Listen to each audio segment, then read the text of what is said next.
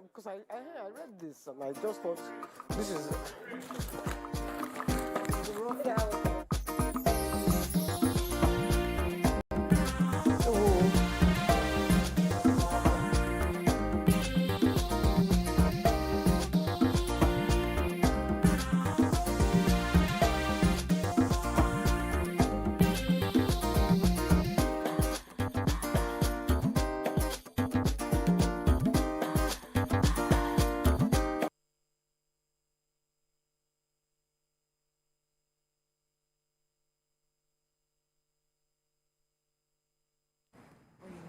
I need it.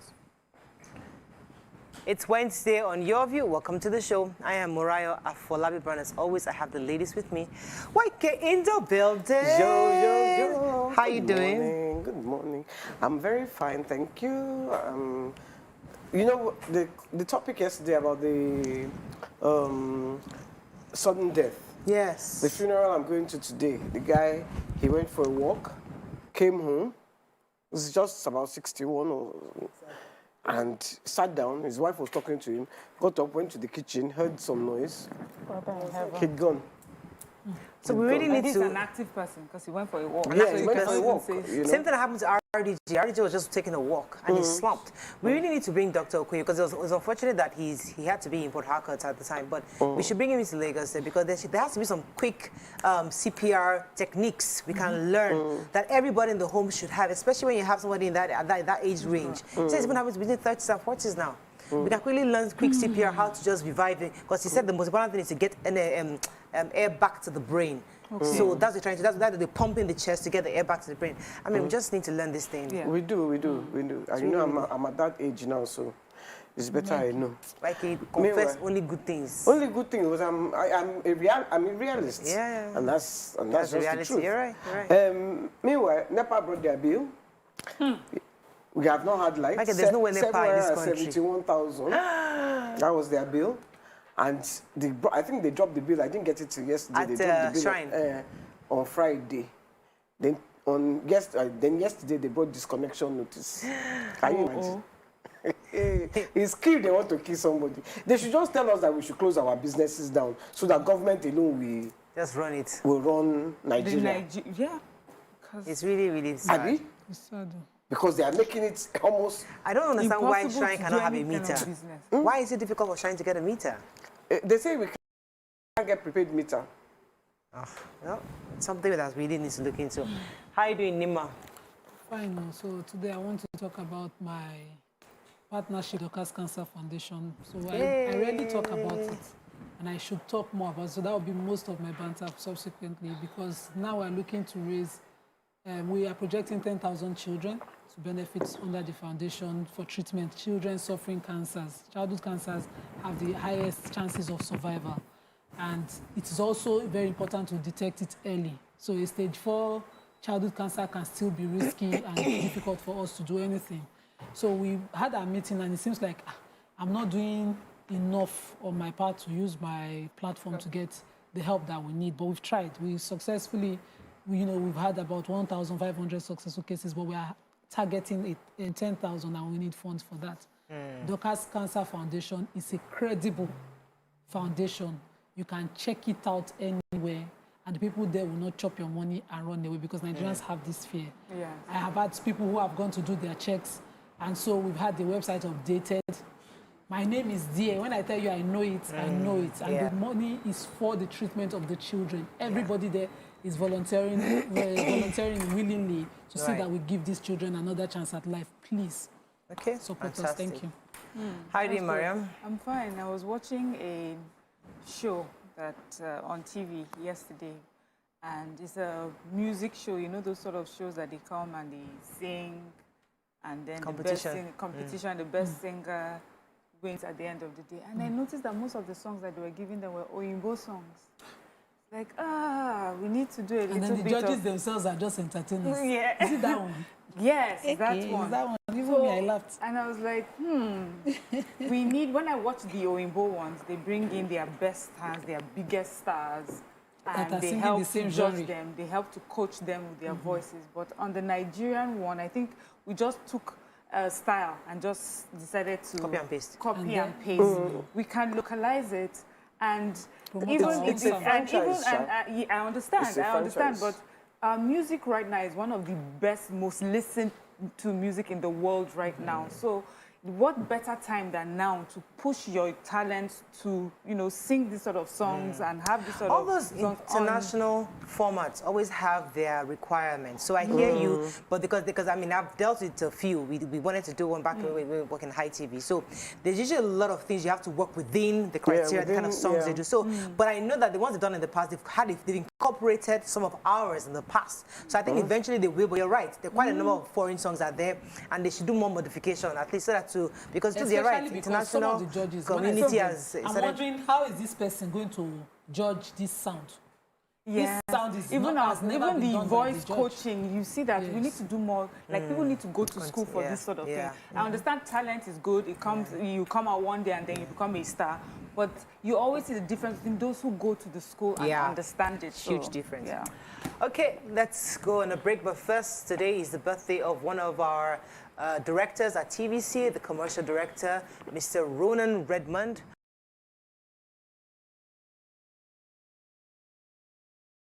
Happy birthday to Ronan. Many, many more happy years ahead. Let's go on a break. When we come back, we go through the front pages of the papers. Stay with us. We'll be right back.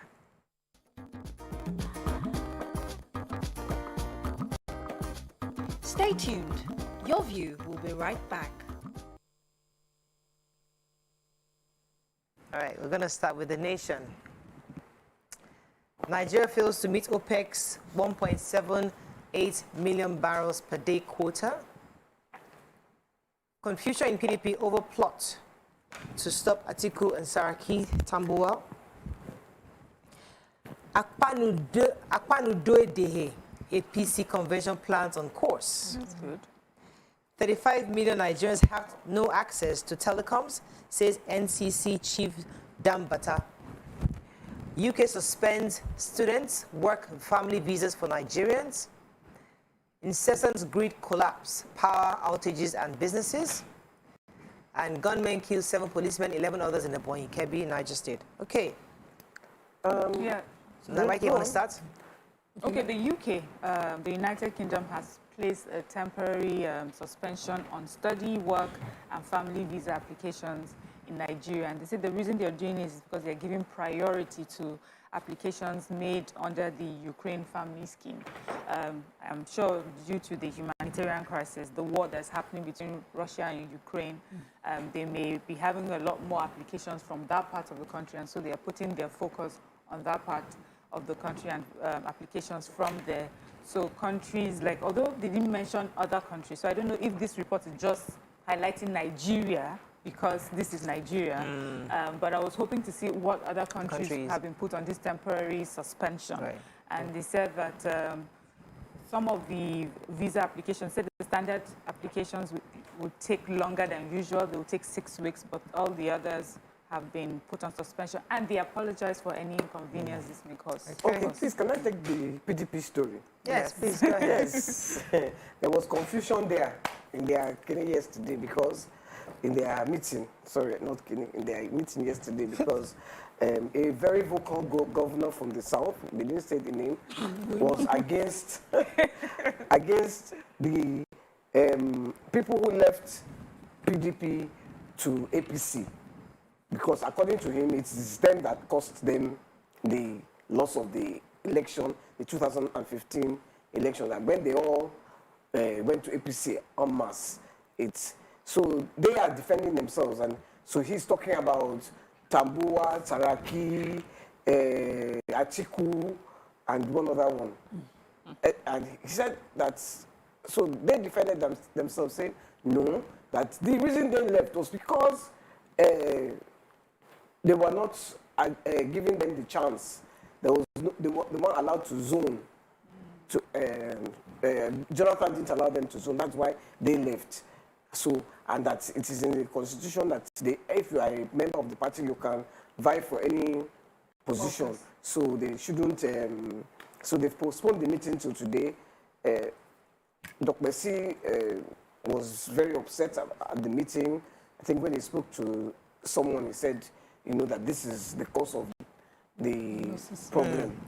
Okay, so talking about crisis, party crisis, the spokesperson, the secretary of the Caretaker Extraordinary Convention Planning Committee, that is CECP of APC, Senator John James Akpanudo Edehe, was saying yesterday that there's absolutely no trouble with their party, there's no crisis at all, that they have released a statement which will be made available to the press. According to them, Buni is expecting, remember the crisis happening, that they're saying that he shouldn't resume or he should resume, but right, according to the report, he's expected to resume today in the secretariat. And he says, let me just say that he's been away since February 28th. And the Niger State Governor Abubakar Sani Bello was acted for him, and they expect him in the office today. Now, Akpanu Dede was saying that the governing party is crisis-free, strong, remains united in giving the country the transformative leadership and good governance which she promised them. And people are just seeing what would happen afterwards today. Now, that I wanted to connect that to the fact that the nomination forms have been, the CECP, yes, have approved the sale of nomination forms for all the National Working Committee positions. And the aspirants for the office of the National Chairman aspirants will have to pay 20 million.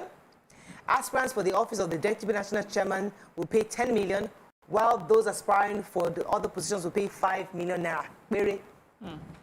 So, OPEC has released their March report, and they've said that Nigeria has continued to fail to meet its quota for production. So we're supposed to do about 1.78 million barrels per day, but Nigeria has not been able to do that. We've been doing around 1.4 per day.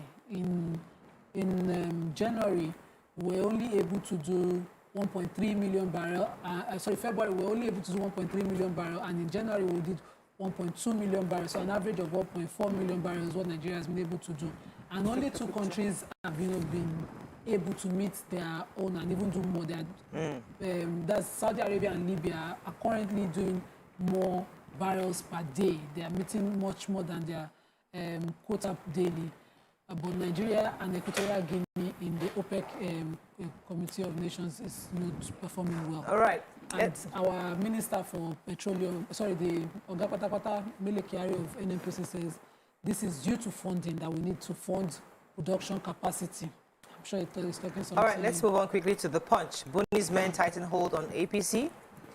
Ogun, Anambra, Kaduna, others fail to access the 33.6 billion naira UBEC funds. Lagos socialites gets 2 million naira bill for doling out fuel souvenir at party. Police protesters clash as truck crushes Lagos Okada rider passenger. Kebbi bandits invade Niger, kill DPO, 2 policemen and 4 vigilantes. Kogi carpets Lukman for attacking Bello NLC Fault ex-PGF boss. Senate proposes airlines bailout. Operators insist on flight suspension. Amid fuel crisis, Nigeria's inflation hit 15.70% in February. And federal government will tap $2.2 billion Euro bond for fuel subsidy funding, says minister.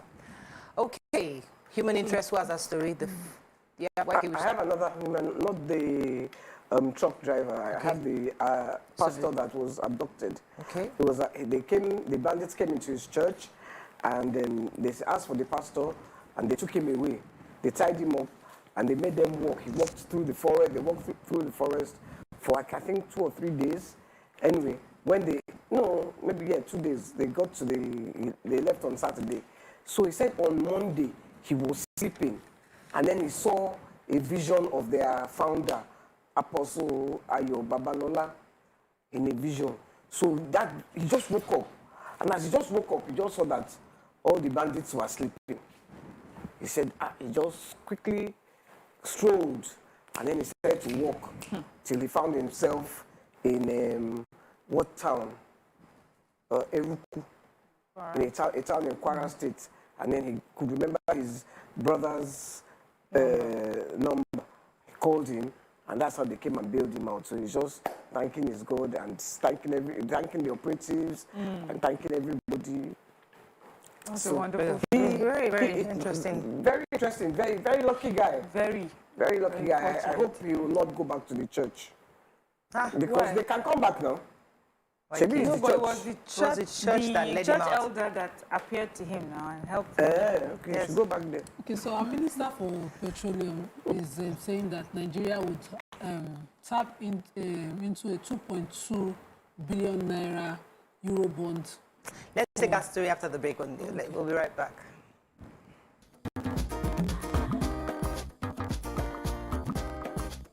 Stay tuned. Your View will be right back.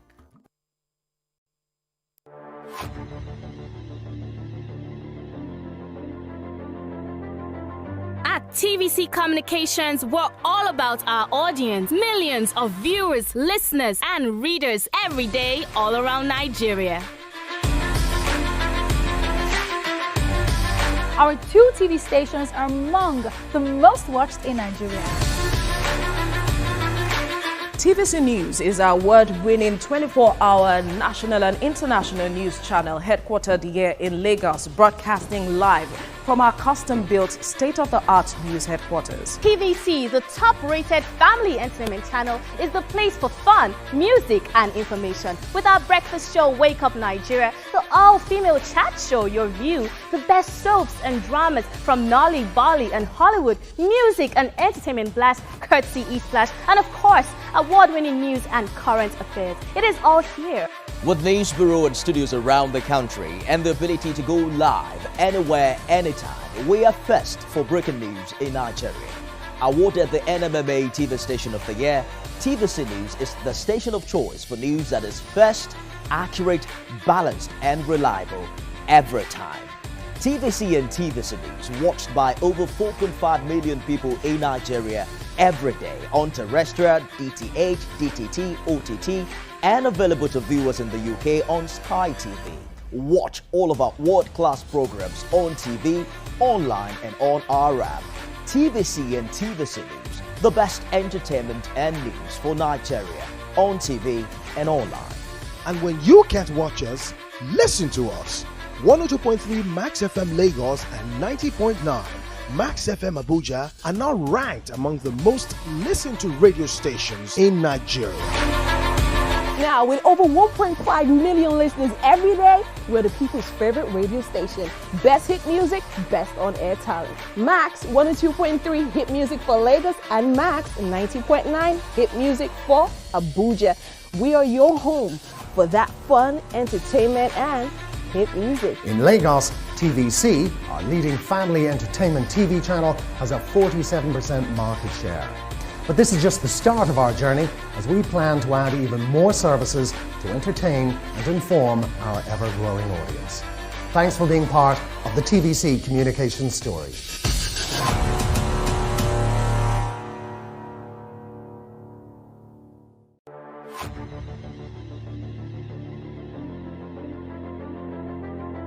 At TVC Communications, we're all about our audience. Millions of viewers, listeners, and readers every day all around Nigeria. Come closer. A little bit more. Perfect. I have exciting news for you. You asked for it and you got it. Your favorite breakfast show, Your View, will be going to 2 hours. We're going to have in-depth analysis of the newspaper review and more conversations on the hot topics. The ladies of Your View and I will be stirring up our guests to get an in-depth into all the various topics, and you, our viewers, will have the opportunity to call in and share your views. After all, it's Your View. Join us on Your View, 9 a.m. to 11 a.m. for a fantastic conversation. Don't miss it.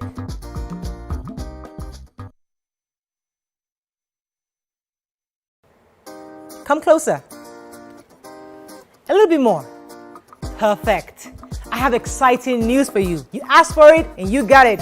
Your favorite breakfast show, Your View, will be going to 2 hours. We're going to have in-depth analysis of the newspaper review and more conversations on the hot topics. The ladies of Your View and I will be stirring up our guests to get an in-depth into all the various topics, and you, our viewers, will have the opportunity to call in and share your views. After all, it's Your View. Join us on Your View, 9 a.m. to 11 a.m. for a fantastic conversation.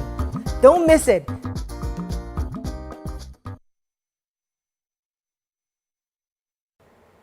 Come closer. A little bit more. Perfect.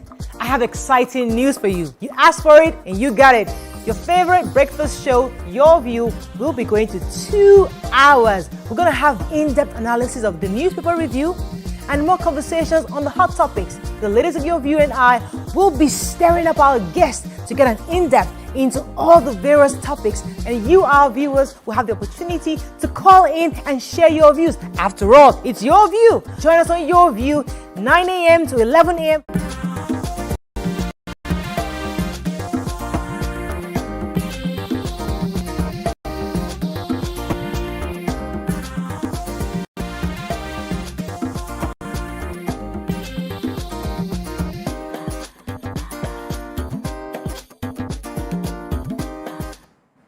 Thanks for staying with us. For the break, you were taking a story in Punch that I stopped you. Go ahead. Before you go to that story, I beg. I need to, because you people did not understand when I said the man shouldn't go back to that church. Okay. Because the bandits will be looking for him. That was what he was. They picked him from the church. They will wake up, they'll see that he has gone.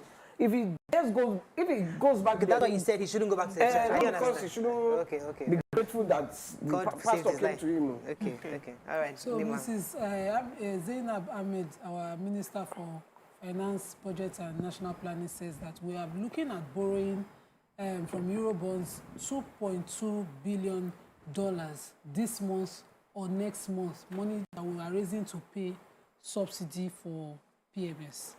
And we're also looking at borrowing locally to shore off that money, but the essence of borrowing that money is to pay subsidy.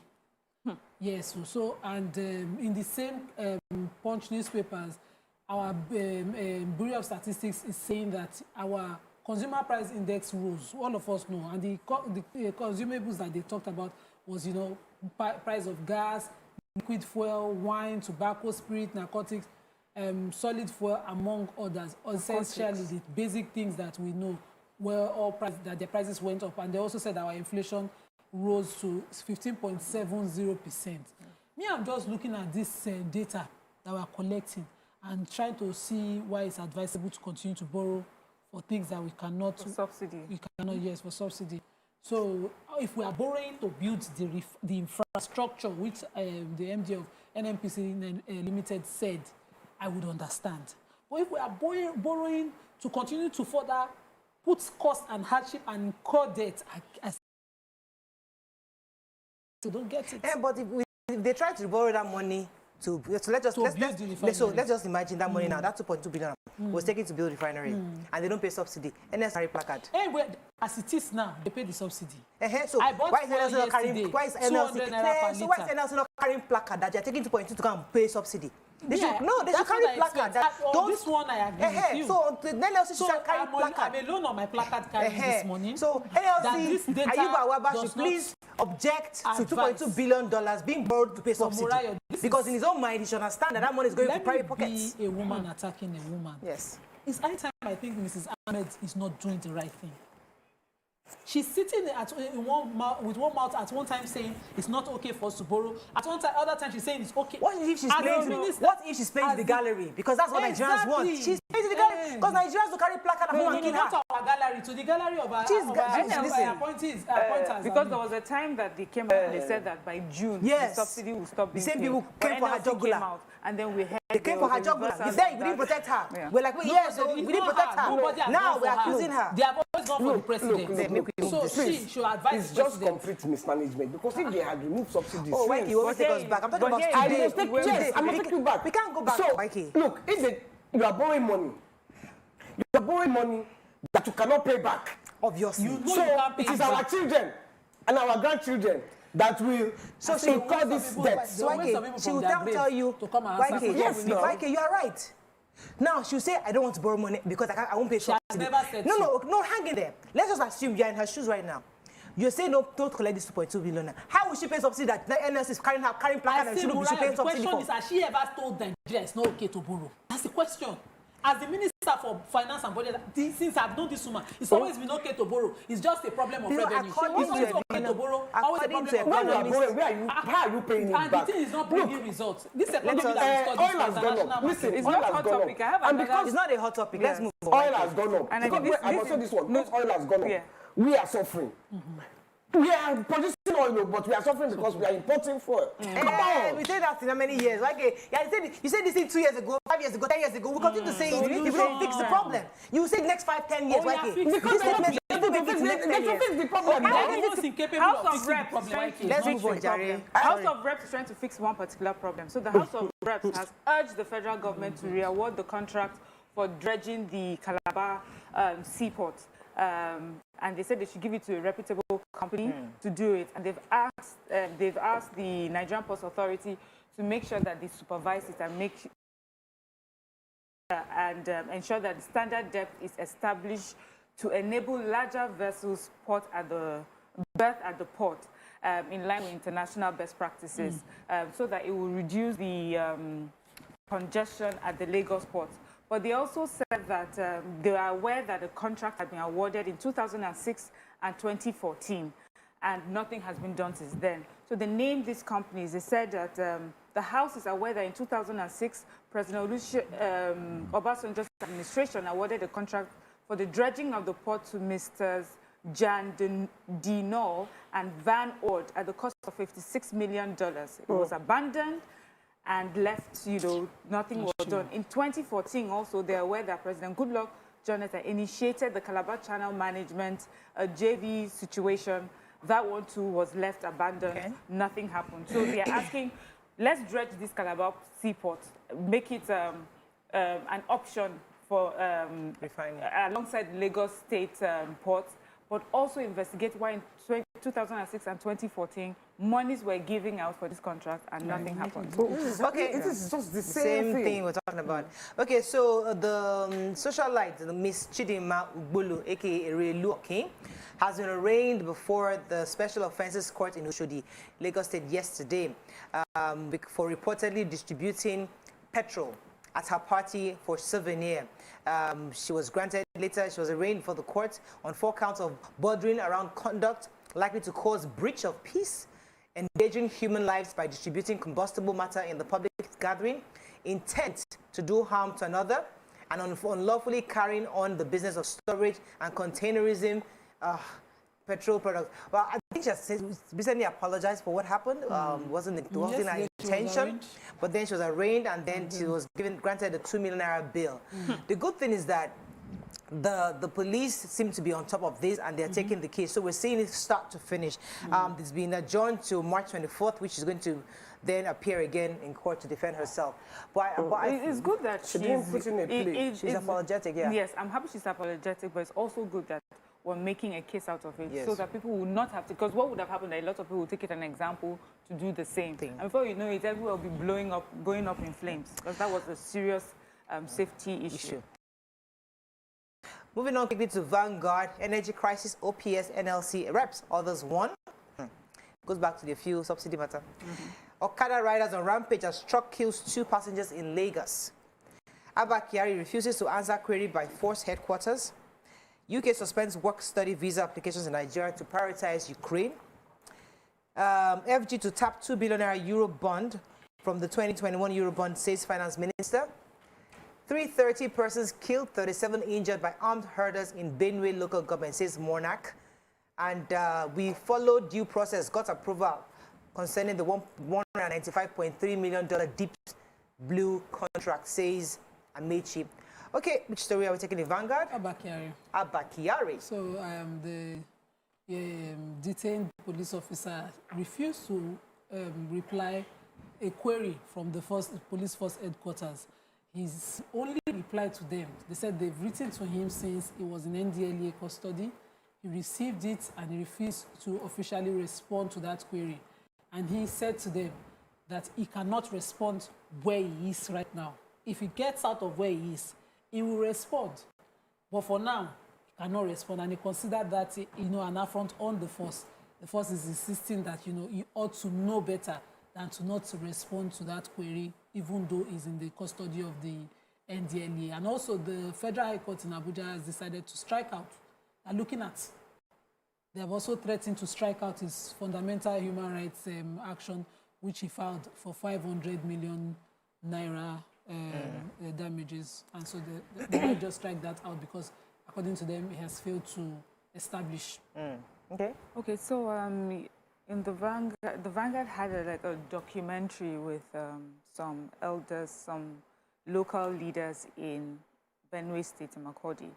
And in the course of this documentary, they gave information that, since 2011, about 390 persons have been killed in repeated armed Fulani headsmen attack in their communities. They said in Gwer West local government area of Benue State, they said about 37 injured. They gave names and a breakdown since 2011, the attacks, the homes that have been ransacked, and all the different things that they have suffered because of armed Fulani headsmen attacks.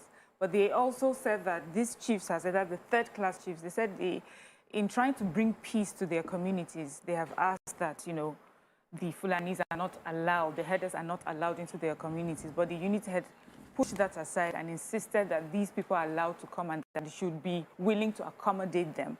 And for them, they feel that allowing them into their communities is what has caused this.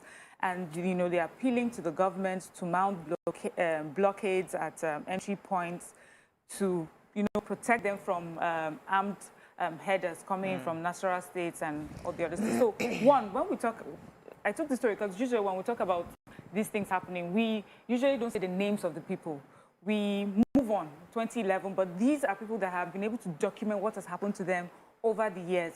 And I hope that this information means that they'll take better security measures in protecting that community. That is not just numbers game and we're just talking about people. We have to run out of time. I really want to take a story on the truck that happened. Driver, but when you actually take one of our hot topic. Stay with us. We'll be right back.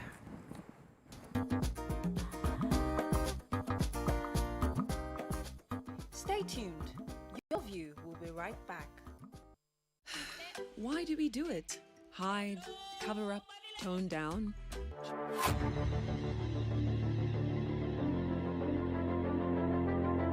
At TVC Communications, we're all about our audience. Millions of viewers, listeners, and readers every day all around Nigeria. Our 2 TV stations are among the most watched in Nigeria. TVC News is our award-winning 24-hour national and international news channel headquartered here in Lagos, broadcasting live from our custom-built state-of-the-art news headquarters. TVC, the top-rated family entertainment channel, is the place for fun, music, and information. With our breakfast show, Wake Up Nigeria, the all-female chat show, Your View, the best soaps and dramas from Nolly, Bolly, and Hollywood, music and entertainment blast, courtesy E-Splash, and of course, award-winning news and current affairs. It is all here. With news bureau and studios around the country and the ability to go live anywhere, anytime, we are first for breaking news in Nigeria. Awarded the NMMA TV Station of the Year, TVC News is the station of choice for news that is first, accurate, balanced, and reliable every time. TVC and TVC News watched by over 4.5 million people in Nigeria every day on terrestrial, DTH, DTT, OTT, and available to viewers in the UK on Sky TV. Watch all of our world-class programs on TV, online, and on our app. TVC and TVC News, the best entertainment and news for Nigeria on TV and online. And when you can't watch us, listen to us. 102.3 Max FM Lagos and 90.9 Max FM Abuja are now ranked among the most listened to radio stations in Nigeria. Now, with over 1.5 million listeners every day, we're the people's favorite radio station. Best hit music, best on-air talent. Max 102.3 hit music for Lagos and Max 90.9 hit music for Abuja. We are your home for that fun, entertainment, and hit music. In Lagos, TVC, our leading family entertainment TV channel, has a 47% market share. But this is just the start of our journey as we plan to add even more services to entertain and inform our ever-growing audience. Thanks for being part of the TVC communication story.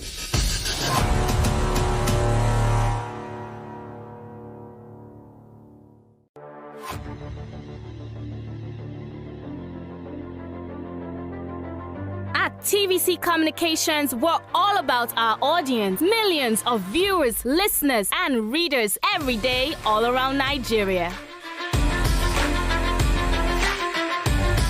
Our 2 TV stations are among the most watched in Nigeria. TVC News is our award-winning 24-hour national and international news channel headquartered here in Lagos, broadcasting live from our custom-built state-of-the-art news headquarters. TVC, the top-rated family entertainment channel, is the place for fun, music, and information. With our breakfast show, Wake Up Nigeria, the all-female chat show, Your View, the best soaps and dramas from Nolly, Bolly, and Hollywood, music and entertainment.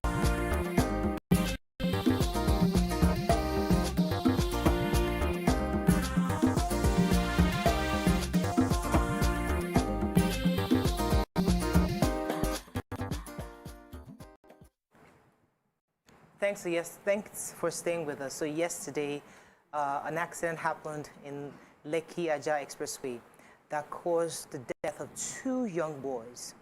Now, this caused a lot of irritated youths around.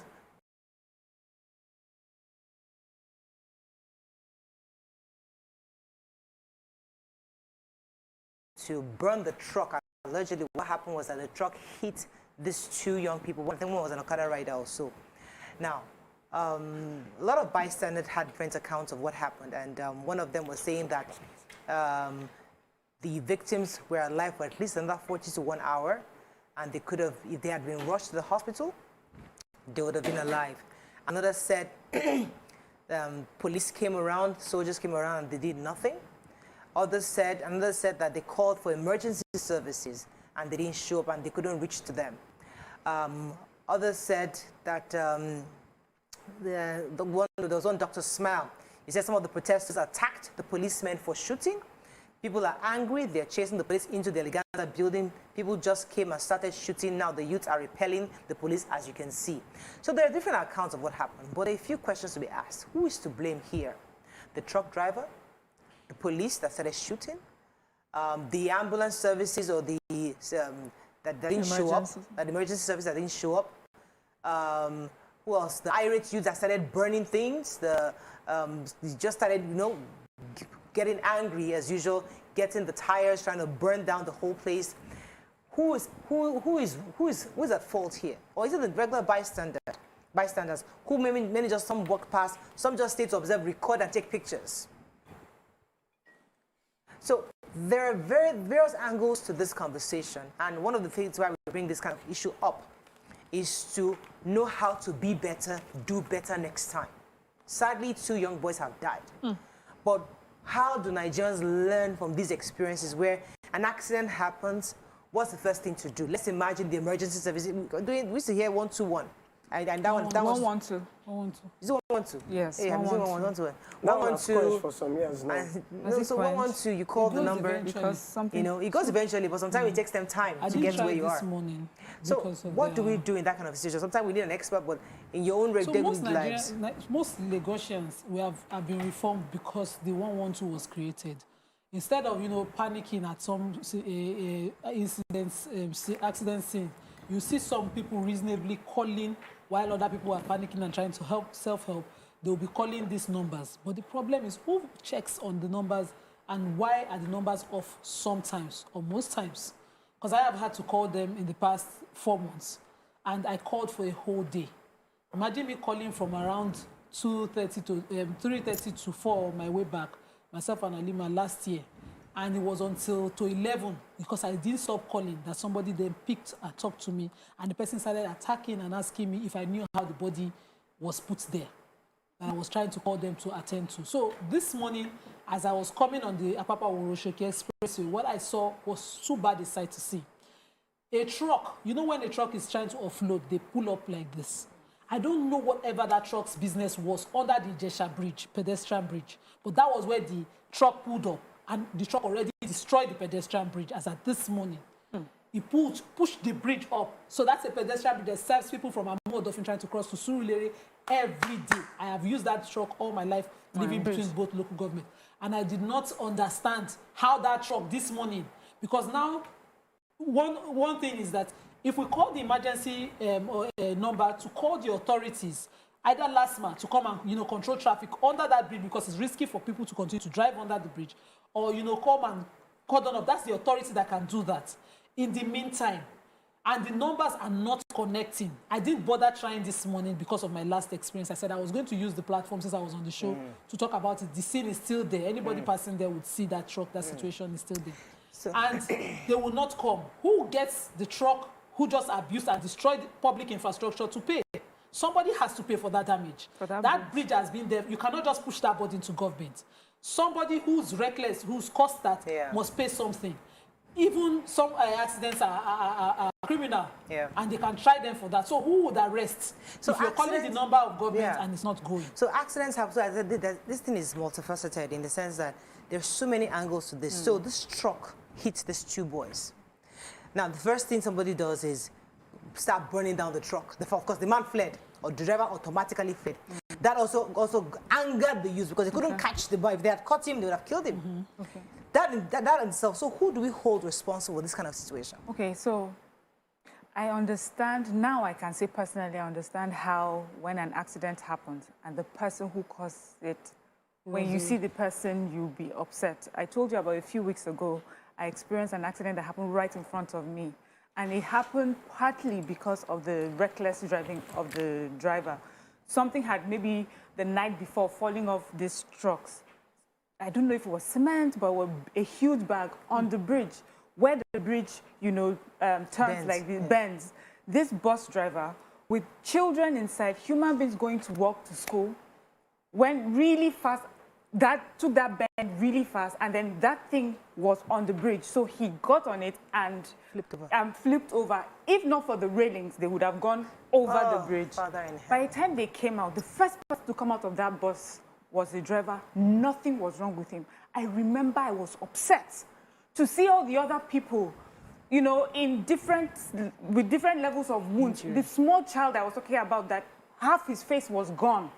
And yet, this driver that caused the accident came out and he was thanking God. And I remember I was so upset. I'm like, why is he the one that gets away without any wounds on his body? And this innocent child, and innocent to the arms gone, face gone, So I understand how people get upset. But we need to know how to channel this anger. We need to know who to call. So I was on that bridge calling 112 many times. I kept dialing. I thought something was wrong with my phone, tried the other phone. Nothing happened. I had to even call the producer. Thankfully, some Nigerians were kind enough. They started taking people away. But there were so many people that were also just taking pictures, taking videos. There were military men in military cars that passed that scene and did not stop to pick up anyone. And I wish, at that point, I wish that there was an emergency service that showed up on time. So we need to talk about government. I know you always say, we the people. We the people came out that day. They were able to help. But if government was there, if 112 worked, the emergency services would have appeared. There would have been ambulances there, giving some sort of relief. My car, there was lots of blood in my car because I had to take people into my car. They were bleeding all over. And I thought, what if they needed some sort of drip? What if they needed immediate medicine to help calm them down? One thing I also noticed that all of them in America kept screaming and screaming. They couldn't stop. I had to, calm them down. Don't worry, you're safe now, you're safe now.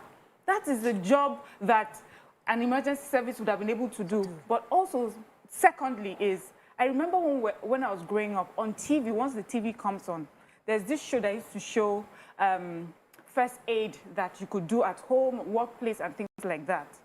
And if we can have programs like that to make it, to teach Nigerians what to do when you come across, because we were just all trying to save these children. People were dragging them out of the car. That little boy was under a seat, they had to take him out.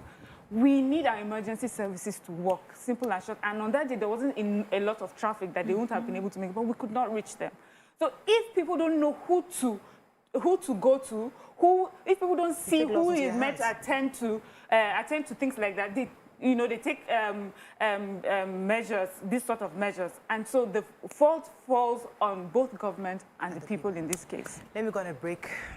Let that sink in. We'll be right back.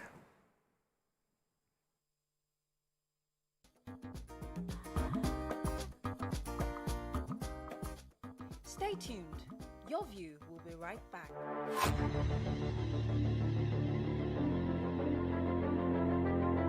At TVC Communications, we're all about our audience. Millions of viewers, listeners, and readers every day all around Nigeria.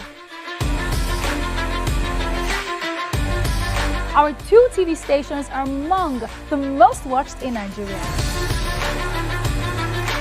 TVC News is our award-winning 24-hour national and international news channel headquartered here in Lagos, broadcasting live from our custom-built state-of-the-art news headquarters. TVC, the top-rated family entertainment channel, is the place for fun, music, and information. With our breakfast show, Wake Up Nigeria, the all-female chat show, Your View, the best soaps and dramas from Nolly, Bali, and Hollywood, music and entertainment blast, courtesy E-Splash, and of course, award-winning news and current affairs. It is all here.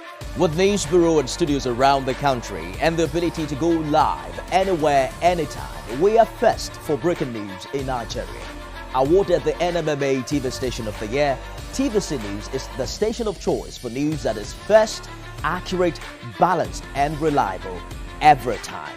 TVC and TVC News watched by over 4.5 million people in Nigeria every day on terrestrial, DTH, DTT, OTT, and available to viewers in the UK on Sky TV. Watch all of our world-class programs on TV, online, and on our app. TVC and TVC News, the best entertainment and news for Nigeria on TV and online. And when you can't watch us, listen to us. 102.3 Max FM Lagos and 90.9 Max FM Abuja are now ranked among the most listened to radio stations in Nigeria.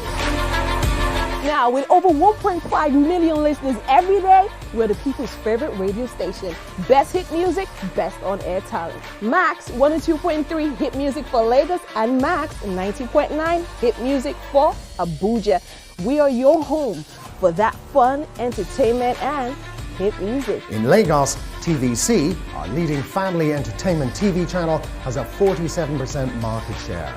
But this is just the start of our journey, as we plan to add even more services to entertain and inform our ever-growing audience. Thanks for being part of the TVC communication story.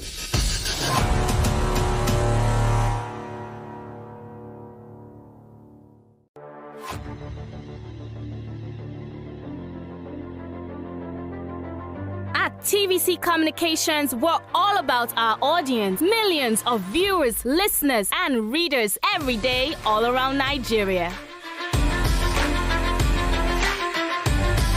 Our 2 TV stations are among the most watched in Nigeria. TVC News is our award-winning 24-hour national and international news channel headquartered here in Lagos, broadcasting live from our custom-built state-of-the-art news headquarters. TVC, the top-rated family entertainment channel, is the place for fun, music, and information. With our breakfast show, Wake Up Nigeria, the all-female chat show, Your View, the best soaps and dramas from Nolly, Bali, and Hollywood, music and entertainment blast, courtesy E-Splash, and of course, award-winning news and current affairs. It is all here. With news bureau and studios around the country and the ability to go live anywhere, anytime, we are first for breaking news in Nigeria. Awarded the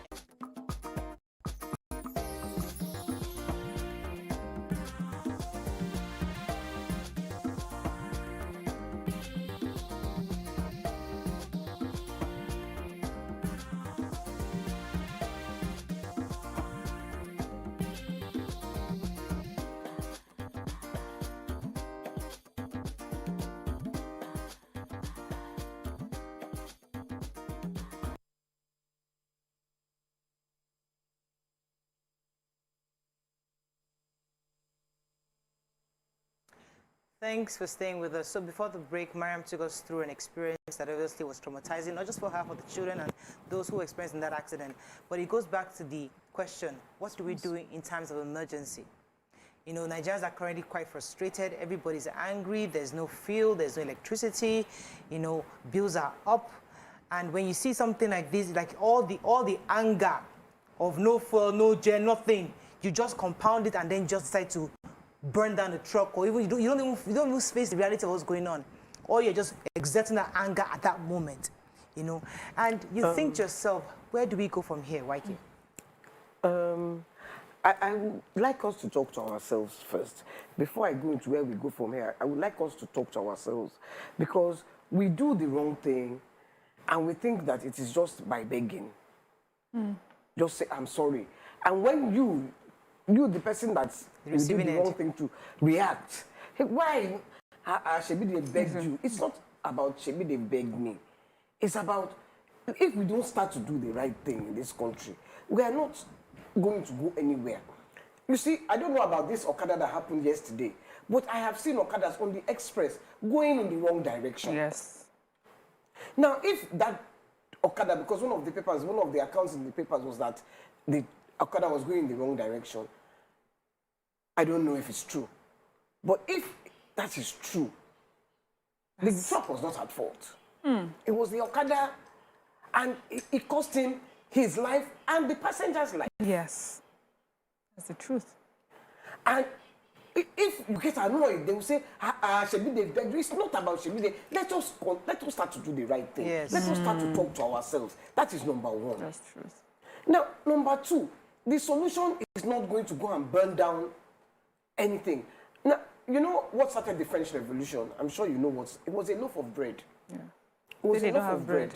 That bread wants to go on strike now. They said to the king, the people are hungry. And the king said, let them eat cake. The queen. The people want bread. And the king said, let them eat cake. So that was what started the revolution. The revolution in Tunisia, this our own generation, was something like that too. So we are now at that, or we're on the precipice. You know, where if we don't take time, so our government, they should not listen to us. Start listening to the people, because what happened is they could have escalated into a full-blown... Absolutely. Revolution. Absolutely. Absolutely. Because they're running into a private property. They said that the policemen ran into the Lingaza building. They had to close the gates to them. But some said the police were shooting. We don't know how true that is. Some said that, there's so many different accounts. But one of the ones I'd like us to stay on, harp on, is this emergency services. There was a time that Lagos State government had a huge campaign on this 112 and 767, I think. They kept saying, yes, he came on the show. And he insisted he works. We could even call the number on the show that day. I remember that day. That was the first time. In the early days. After. So what happened to it? Why are they still effective? Are they still working? I know that the rescue place in Lekki won. The Admiralty, they had one there. Ambulances so different places. So what happened to these things? You have these laudable things you put together, and eventually it's not sustained. The maintenance culture. It's the maintenance culture. So we need to keep that maintenance. We have to train ourselves, or retrain ourselves, because you can't start something so good and then it just dies. You have to keep telling people, you have to, look, you go to, if I'm whoever the boss of that service is, if I call and they don't pick it, I will go there, I will fire everybody. Yes. I agree. And put serious people. Everybody, and we employ people. And I will tell you that this is what happened to the last set. So if you like, you sit up. But the only way you can go back and fire is make sure that the lines are working. If they are complaining to you, these lines are not working, you need to do things, and you don't put those things in place. You can't. You don't have moral justification to go back and fire them. It is not. So it starts from the top, and that's why I'm always saying it starts from the top. But okay, there's a serious part that we must address. The part of the Okada rider is always right when they hit a car, even if they are on the right side. It's a major issue, even if they are not on a one-way. If they run into your car, you don't chop the same. You must. This is narrated how she had to go and eventually even had to treat and pay for someone. Like the whole lot of them come together. They are the only innocent people in a traffic accident. Yes, and they are the ones that take Friday on my way home, one had a motorbike, and we were all in serious traffic in Satellite Town. The trucks are taking over. And the moment I saw an escape, I turned and I was going. And this one was coming from far, and he almost ran into me. I swerved back, and he turned and he said, "Hey, you want to kill me? You want to kill me?" I said, "You too, you want to kill me?" I know the person not fit die inside car. The way you rode this bicycle, I said, no, you're a wicked man. I say, you too, you're a wicked man. Because it's like the traffic laws are made to only support you guys. And even we're reckless. But you see, So most how of do we these solve this boys problem? that ride these bikes are uneducated. Yes. And unruly. Unruly. They do not even understand how the traffic, how traffic works. And they feel that the best way to protect themselves is when they have all their gang and they come against you. So we need to, if we must have them on the road, we need to train them. If they don't go to school, we need to find a way. If you want to have your bike on the road, you must go through a 4-week training course before on your how license. to, yes, before you get, and if you start taking, Mariam, you'll be shocked that many of these chairmen of these communities actually do train some of these boys. If you speak to, no, there are some areas that may not, but if you speak to some of these Okada riders in certain areas, they organize training for them. There's one thing to train you, and that thing to take the training. The truth is that many of them come out from different parts of the country and just start automatically. But there are some people that actually ensure they register. But you see, the truth is that we, the people, also abuse it. That's the truth. No, if you are registered, you must have a uniform. If you don't have a uniform, then we're able to report you and say this is an unregistered bike.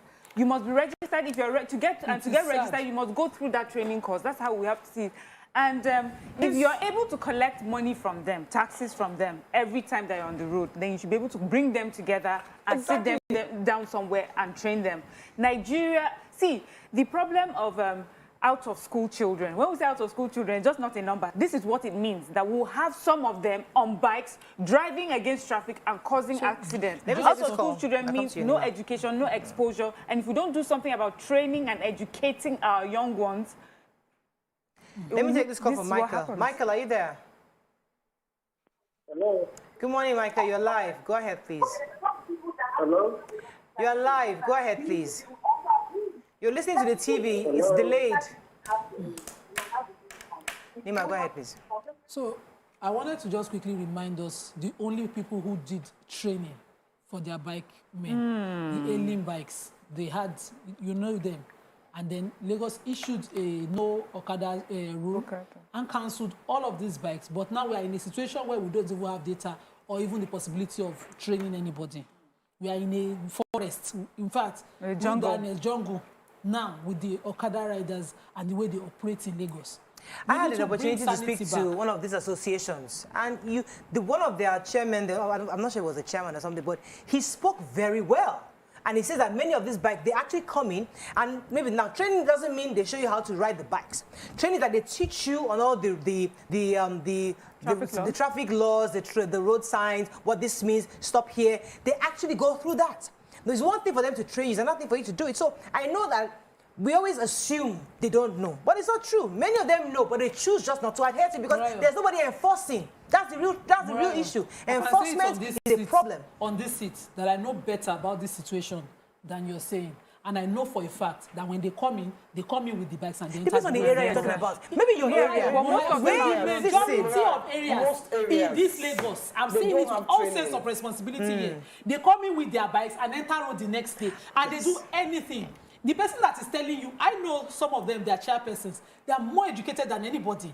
But even these people you are talking to, they are not people you can even train. There's a language barrier, first of all.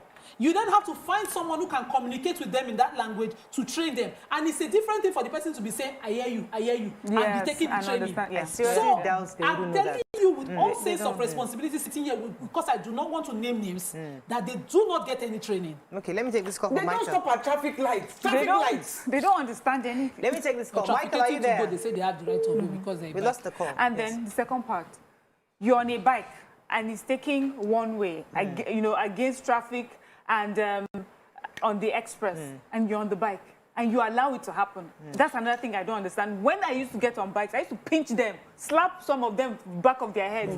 Don't take me through this path. Don't drive me like that. So you have to also protect yourself. And it also happens with cars, where you have drivers just driving recklessly, and you're right there in front, just looking at the driver. I used to always speak up then. We must speak up, must protect our lives. They have hierarchies. The Okada riders, the Marua drivers, then the Danfo drivers.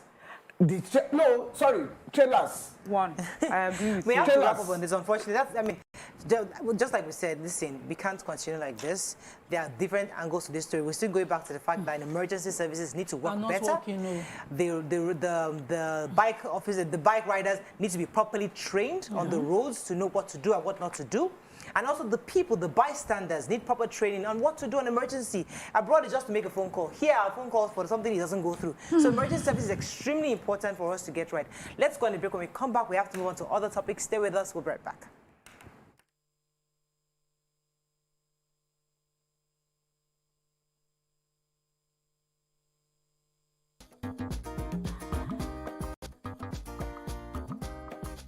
Stay tuned. Your View will be right back.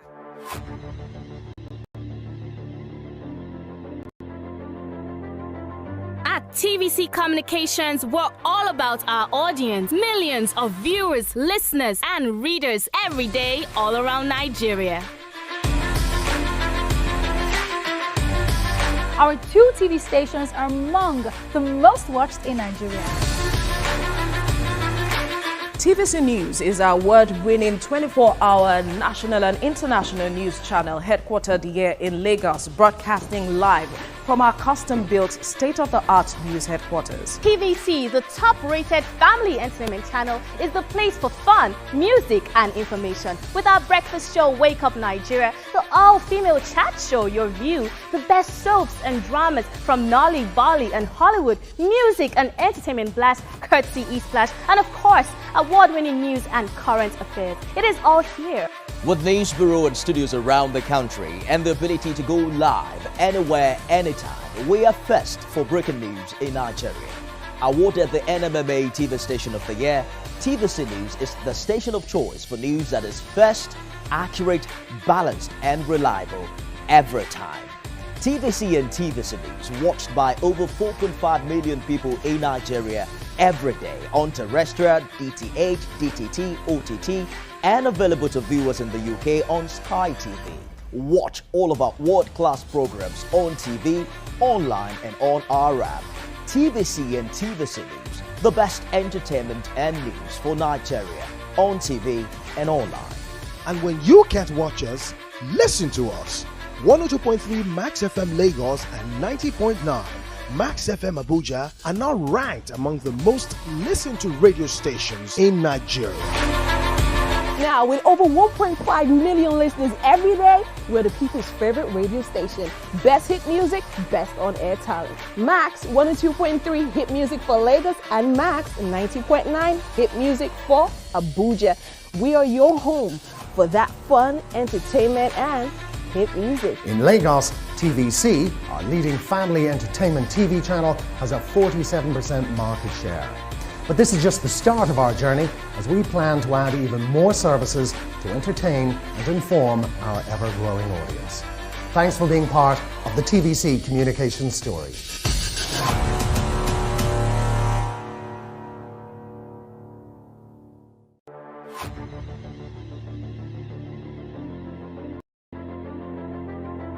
At TVC Communications, we're all about our audience. Millions of viewers, listeners, and readers every day all around Nigeria. Our 2 TV stations are among the most watched in Nigeria. TVC News is our award-winning 24-hour national and international news channel headquartered here in Lagos, broadcasting live from our custom-built state-of-the-art news headquarters. TVC, the top-rated family entertainment channel, is the place for fun, music, and information. With our breakfast show, Wake Up Nigeria, the all-female chat show, Your View, the best soaps.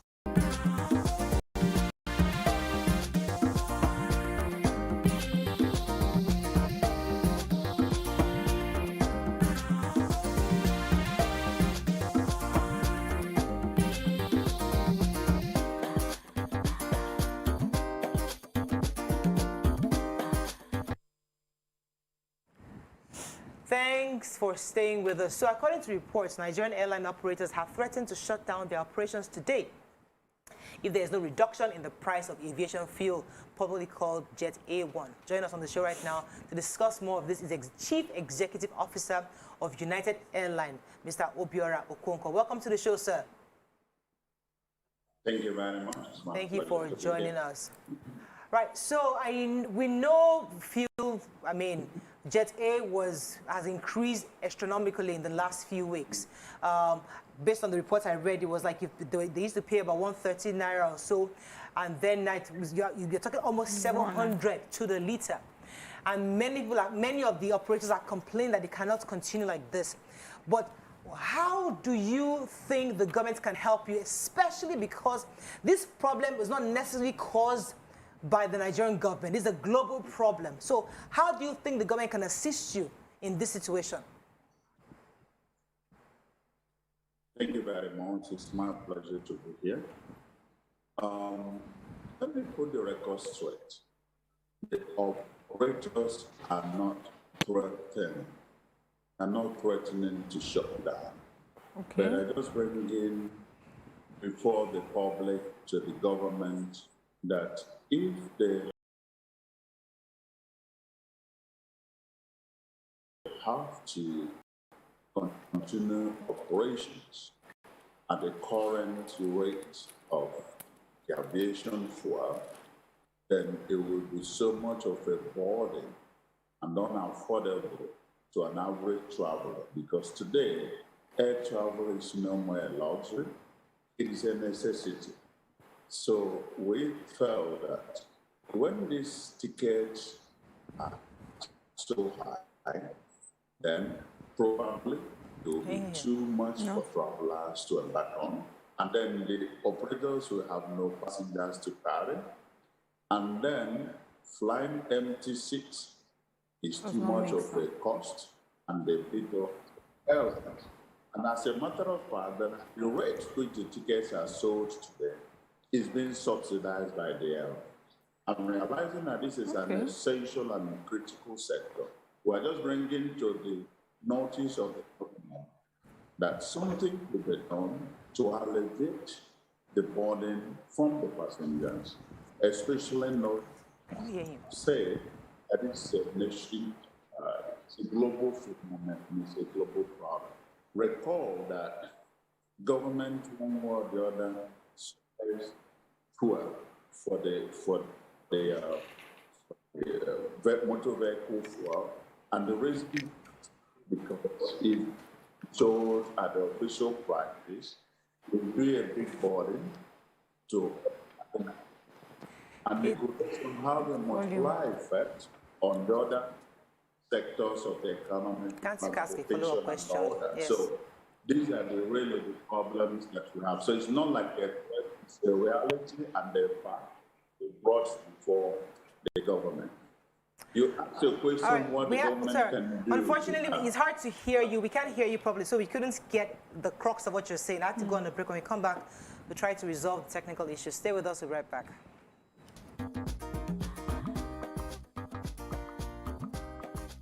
Stay tuned.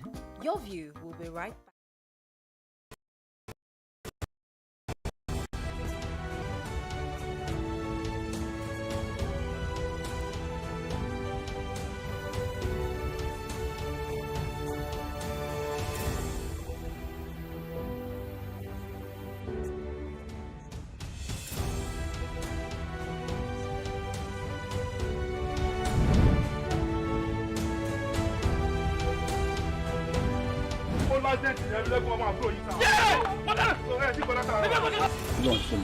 kádàrá aláwọ̀ àkàkàjù. àwọn kan wà tí wọ́n bá kú tọ́jọ́ kú wọn ò tí ì pé wọ́n á papòdà síbòmíì. Is that how you're gonna say it? ọkọ tí wàá sọ yìí. bó ṣe wá kọ̀wé ránṣẹ́ yìí pé òun fẹ́ rí mi kájọ fojúkojú yìí kò yé èmi o. bó ṣe pé ẹ̀rí ẹ̀mí lẹ́kùnmọ́ àyà mi ti sọ kí. torí kí ni. àkọyẹ́ kọ́ mọ pé jẹ́rẹ̀ ẹ̀mí lẹ́kùnmọ́ yọmọ mú yẹn rí flashback jọ́ ìkéyọ̀ mọ́ tó mọ́ ẹgbọ́n mọ́.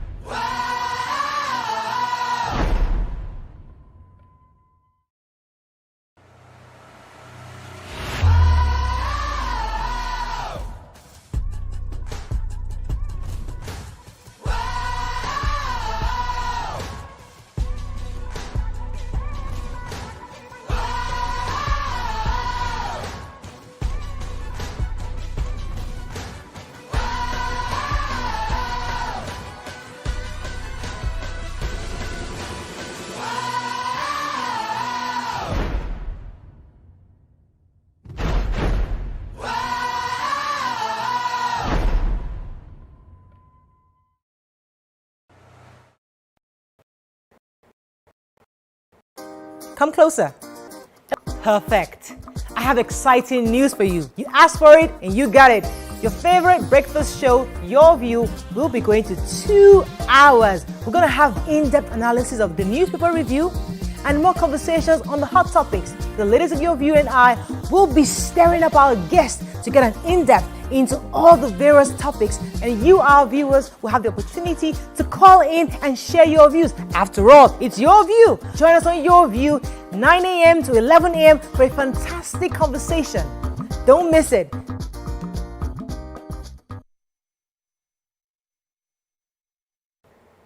Come closer.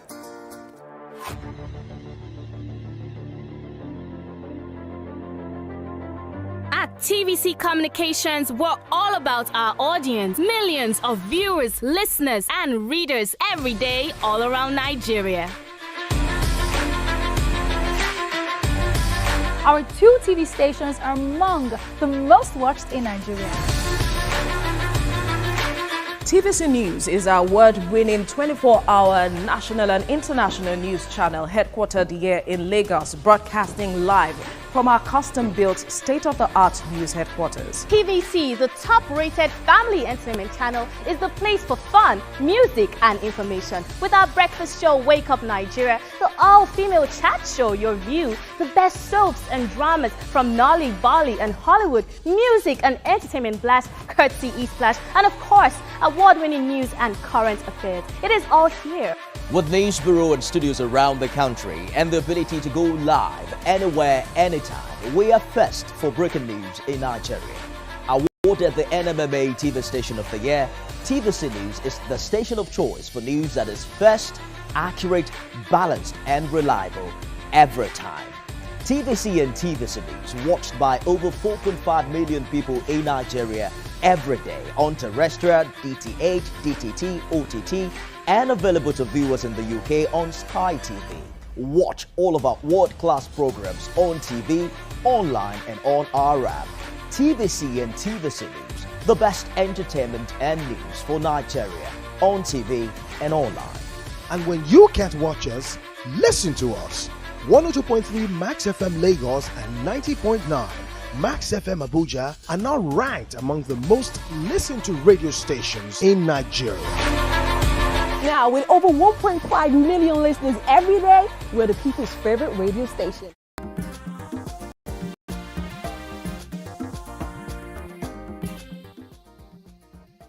Thanks for staying with us. We still have with us the Chief Executive Officer, United Airlines, Mr. Obiora Okonkwo. Sir, are you there? Are you still there? Yes, I'm here. Fantastic. Okay, So it's much better. better now. So just in a nutshell, tell us exactly what you said before concerning what the federal government can do, especially at this time, knowing that the problem isn't local, it's more of a global problem. Well, like I was saying, I don't know how much you heard me.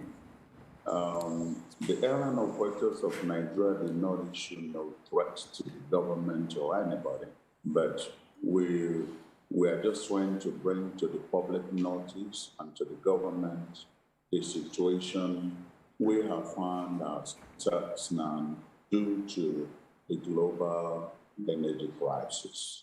And this situation is that if the airlines should be able to sell tickets, applying the cost of aviation fuel as it is today, probably the minimum ticket economy any passenger could be paying for is 150,000 naira. Wow. That's just the reality. Because when aviation fuel moves from 119 naira to now going to 650 to 700 naira, it is just very, very astronomical increase. And it constitutes about 30 to 70% of operational costs, depending on how many number of passengers you have on board. So we, knowing that, yes, it's a deregulated industry, commercial airline operators, it's a private business, and then the fuel marketers, the private business. But considering that the Nigerian population are already going through a lot, we felt that it's important that we bring to the notice office of the government that this should be an additional body, especially realizing that aviation sector is a very critical and an essential sector. Right. It is the engine of economic activities in Nigeria. Right. If any one single day the airlines did not fly, you will find out that a whole lot of things will be affected nationwide. All right, let me get a few more questions in for you because of time. So your members met. For that reason, can you hear me, sir? So in the process, we presented to the government that this is the true situation. And as we, the operators, continue to subsidize the ticket at the ongoing rate, that we could not afford to do that beyond this period of 3 days, which you are mentioning. So that is really what it is. It was not a threat. Okay. And for that reason, we asked if there's anything they could do to intervene to reduce the burden on the passengers and obviously continue to support the economic activities going around the nation. So that is what happened. All right, great. Go ahead. So, so your members have met with the MD of the Nigerian NNPC, Mele Kyari, to demand that you are allowed to source the aviation fuel yourself. Do you think this is practical, considering that, you know, it's the same source, NNPC can as well continue to source for you, or do you think that they are incapable of doing that for you? In that case, if you continue and you want to do it yourself, what about the extra cost? How can you assure that is the quality of what you get is the right quality, not the type that has been adulterated? Okay, thank you very much. That is very simple. I can inform you that that request for AON to be granted a license to import their own aviation fuel was granted automatically. We have been given all assurances that it's given immediately. We got that that grant just on the spot, and the process is going on. And I can also tell you that the traveling public do not have to worry so much, because government realizes the importance of this sector, and there have been a series of engagements from the National Assembly to the executive to NMPC with the marketers, oil marketers and all that. A whole lot of engagements are going on. And I think that at the end of today, the outcome of those engagements will start reflecting on the operations. So it is really not anything to panic about, but it is important for us as operators to let the public know what's going on. Right. Because it's coming with a lot of flight cancellations, a lot of delays, and we've been very, very committed to service efficiency. That's why you may have read recently in the press that we had come together to form what we call a Spring Alliance. Yeah, for every single thing that is done in this industry, it will be at the passengers' comfort and convenience at heart. So this is what we are trying to do. We felt we should bring it to the public. So there's really no need to panic. Okay, well, that's the quality of the aviation fuel you get. That's the question. Who can verify the quality? Who will vet it? Hello, sir.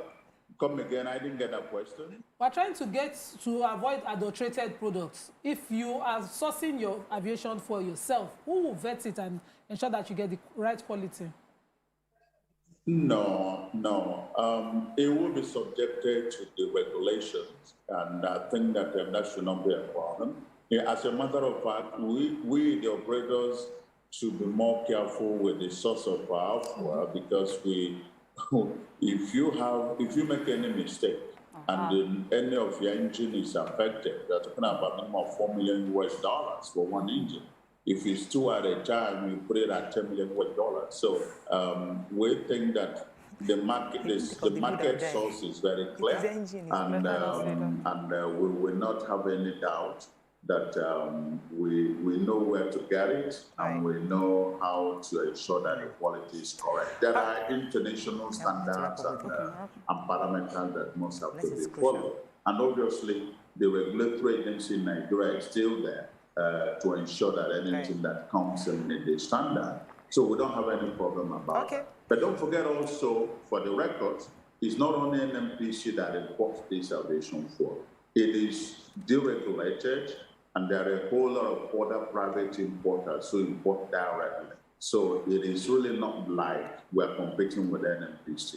We just want to be given one license, just like so many other importers are doing. So that's what it is. Okay, although you say that most of the issues are being resolved, so I don't know if my question will be relevant now, but I would like to know, in the papers a few days ago, some airlines complained that international airlines, some local airlines complained that international airlines were giving preferences for this aviation fuel now that there's a scarcity. Is that still the case, and is this something that you're discussing now? And what are the measures that is taking to make sure that even local airlines get aviation fuel as it comes during the scarcity?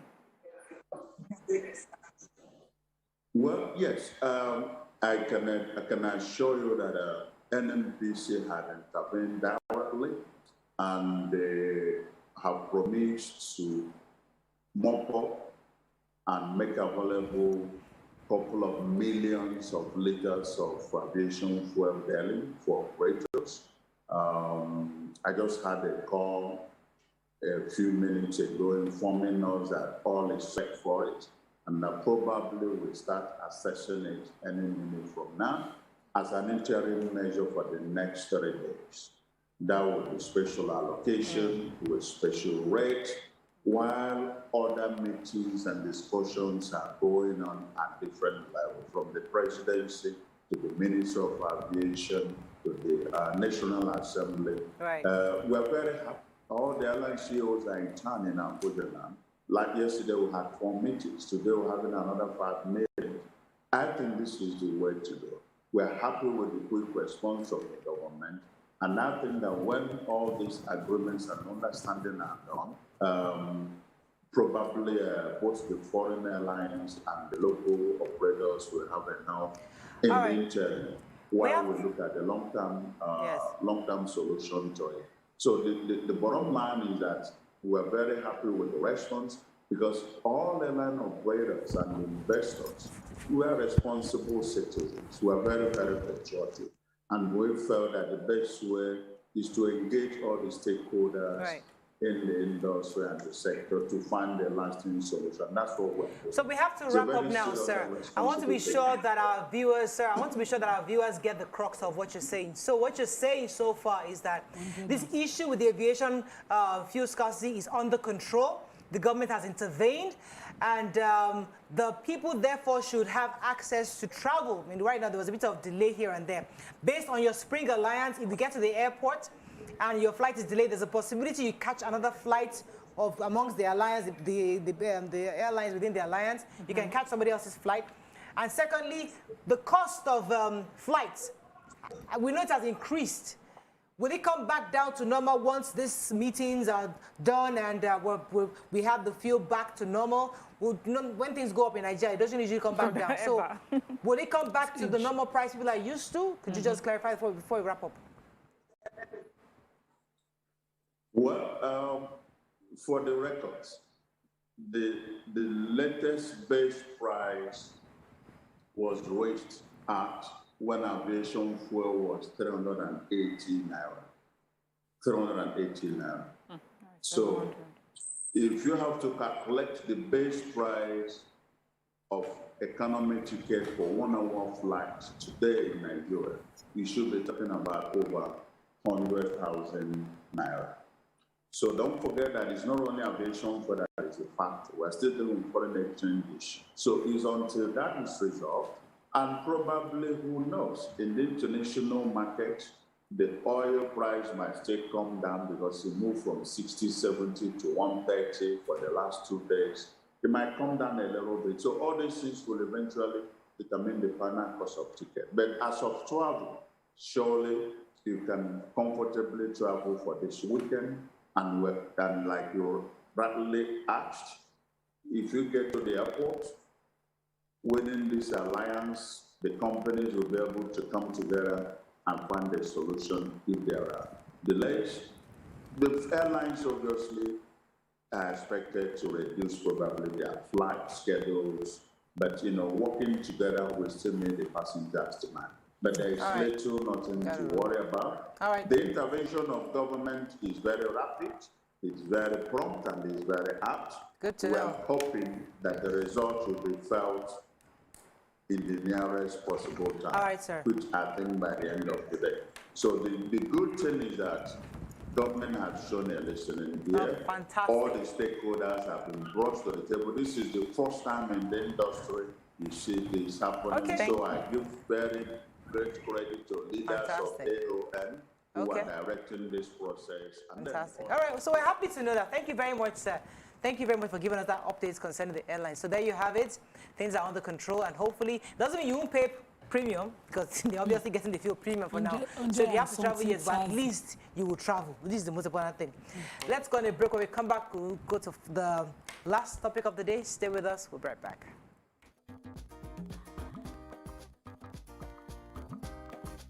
Stay tuned. Your View will be right back.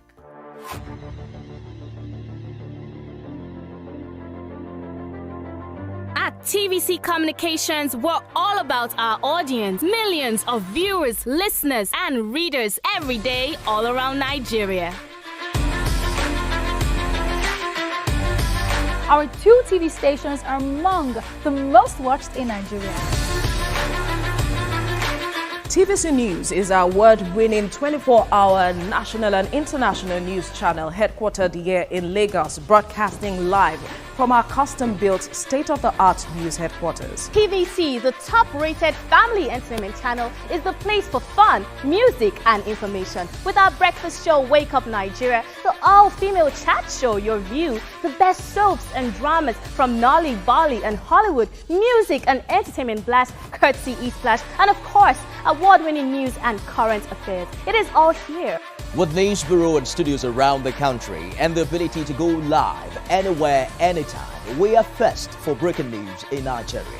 Awarded the NMMA TV Station of the Year, TVC News is the station of choice for news that is first, accurate, balanced, and reliable every time.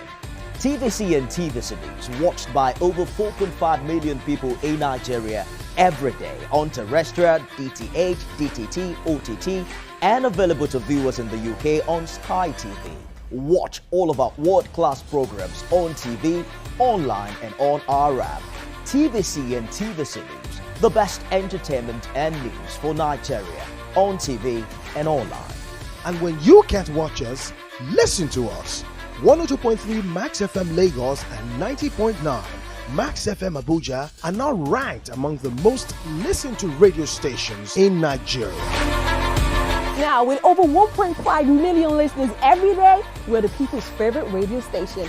Best hit music, best on-air talent. Max 102.3 hit music for Lagos and Max 90.9 hit music for Abuja. We are your home for that fun, entertainment, and hit music. In Lagos, TVC, our leading family entertainment TV channel, has a 47% market share. But this is just the start of our journey, as we plan to add even more services to entertain and inform our ever-growing audience. Thanks for being part of the TVC communication story.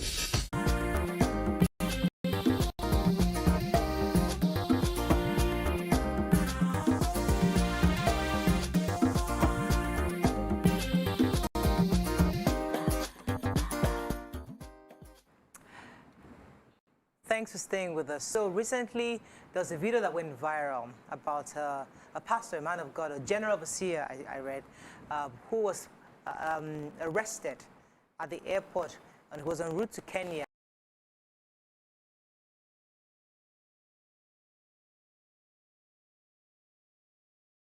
And he had 0.0 kg of illicit drugs on him. Now, after that arrest happened, other videos of him came out where he was actually preaching in church, and people were falling under the anointing, and people seemed to be going to him for prayers, and he seemed to be like a miracle-working type of pastor. And the video obviously went viral. because so that then raise questions of the gullibility of Nigerians, how gullible we are in times when it comes to things of religion, how many of the fake pastors we have out there, how many more of them are like this, how many more of them, some others are saying that, well, it's just 0.04 kg, what's the big deal, why are we making a lot of noise about it, that, hey, but it's still illicit drugs, right? But we're going to be focused now on how it seems that many of these religious practices have blinded some of us from logical thinking and skillful planning, and how our value system have seemed to have eluded us.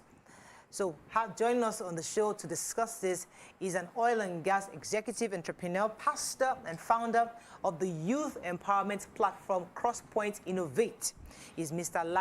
Pastor Ladi Shoyombo. Welcome to the show. Thanks for having me. Thank you. You can join the conversation on 08127053687, 09139076948. You can also tweet to us at TVC Connect. Please hashtag YourViewTVC so we can read your tweet.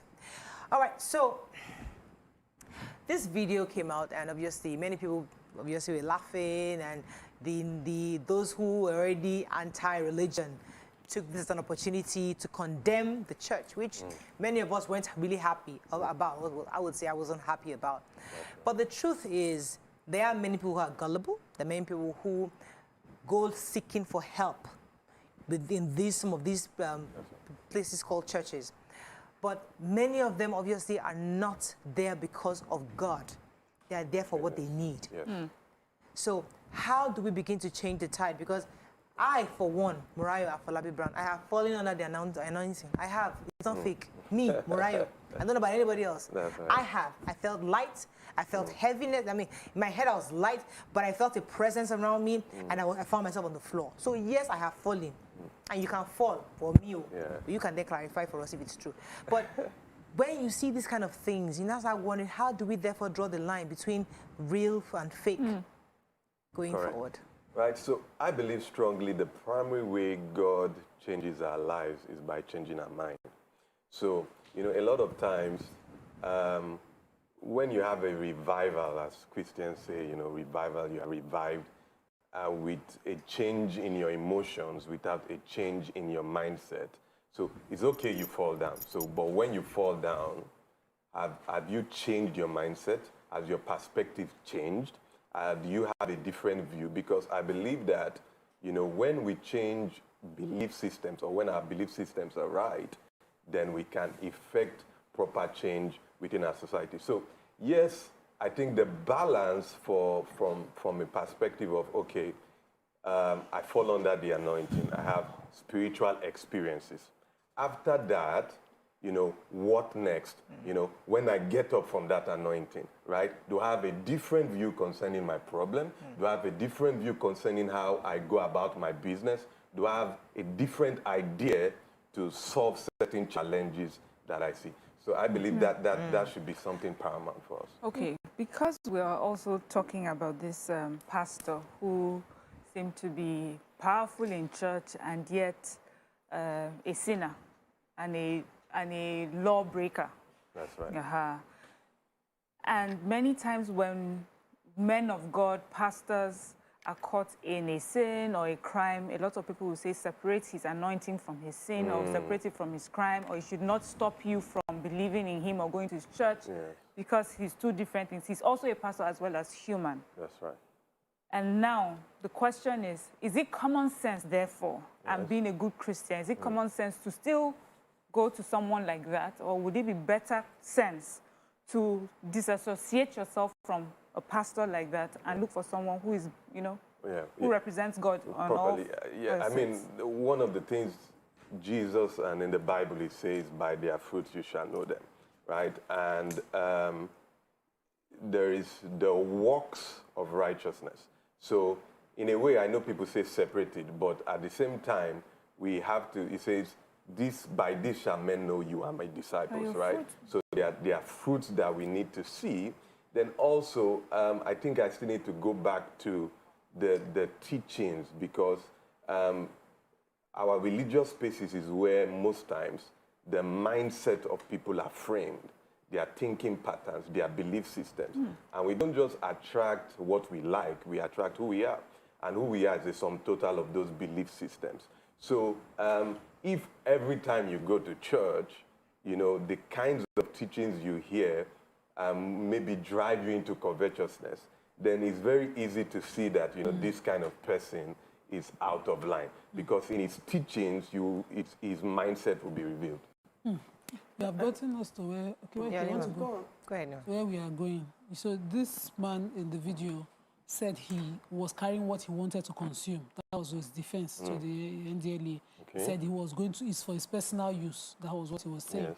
And because we now see a lot of humanness in these so-called men of God, yes, people will now tell you separate the two. You know, we are human first, and you know, and all of that. How exactly does a person become a man to be revered as a man of God? Is that not? Are you supposed to be at the level of everybody able to sin? You know, are you not supposed to be at a level that you have above everybody before you can be called such a person? Okay. And then when people come to you, can you excuse this kind of behavior? Because then this happens a lot of times. People start to excuse. They remind us first of their weaknesses. Yes, there are certain standards if you're required to be in the office of a pastor or a religious leader. However, that doesn't mean that the religious leader doesn't have flaws, because, I mean, we are still in the world, we still have flesh. So somehow we have to look at the concept of, you know, the severities to a certain extent, right? There is when someone is outrightly, you know, living and lascivious and, you know, just living in sin, compared to someone who has mistakes and has weaknesses that he has accepted that he's working on. So many times I think it's still the responsibility, we have it in the Bible, of, you know, a certain kind of church group, that no matter what it is, they have that responsibility to build their own relationship with God and be able to, you know, test, you know, and know whether this kind of place is where I want to, you know, grow spiritually and be planted in. So there is a responsibility within ourselves too. Okay, because I've not heard. I have two experiences with pastors that they were not,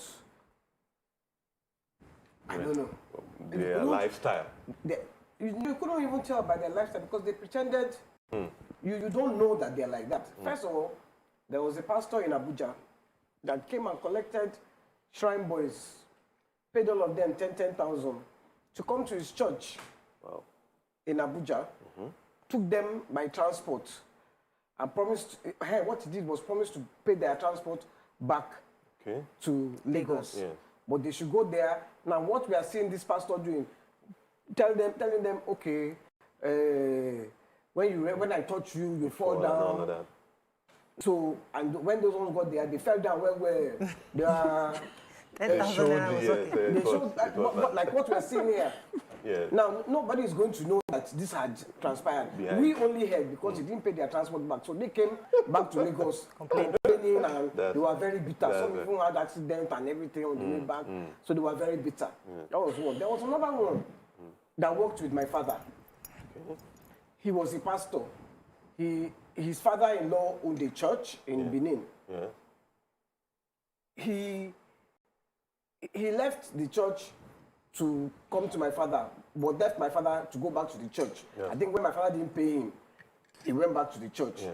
While he was with my father, he used to tell us how, before he goes on to the pulpit, he shook his ogogoro like this. In fact, his cup like this, that was water, was ogogoro. When he did like, I'm saying, everybody will believe in him. Don't look at me like that. I'm telling you a true story. So I used to look at this guy because the same style he used in the church he was using on my father. He was deceiving my father. And that this guy is dishonest. He's a dishonest person. And he's a pastor. And he's a pastor. How are we? They don't write dishonesty on the face. That's right. So how are we going to decipher? How does that kind of person be a pastor? That's the point. Well, you know, there's the gifts of God, and the gifts of God somehow are without repentance. So sometimes, you know, some of them even start well, right? Then over the years, then certain things and the cares and the, you know, pleasures of life can drift you. So sometimes a pastor, the gift of God will still... That one, it was your Google that made him talk.